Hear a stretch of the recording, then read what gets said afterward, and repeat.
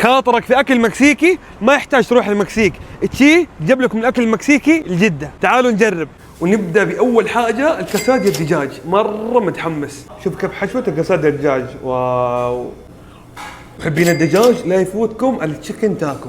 دجاج بالتاكو خفيف ولطيف ومره لذيذ. على كلام الموظف انه هذا البستلر عندهم، هذا التاكو اللحم يا اخي شيء مره رهيبين. تخيلوا يسوي لكم تاكو برجر، تاكو سماش في قلبك. تعالوا نجرب. محبين البرجر لا يفوتكم، هذا مره عجبني.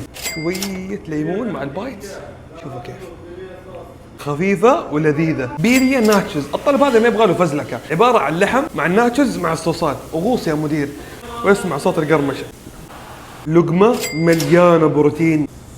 والحين جاء وقت التقييم. حرفيا ما يحتاج تروح المكسيك لانه تشي جيب لكم الاكل المكسيكي اللي عندكم. توصياتي لكم بوكس 3 تاكوز والبيريا ناتشوز، واخيرا كاسات دجاج، والاخيره انصحكم فيها وبقوه. تقييمي المطعم 8.5 من 10. كان معكم حميزه، نشوفكم في تجارب جديده. سلام.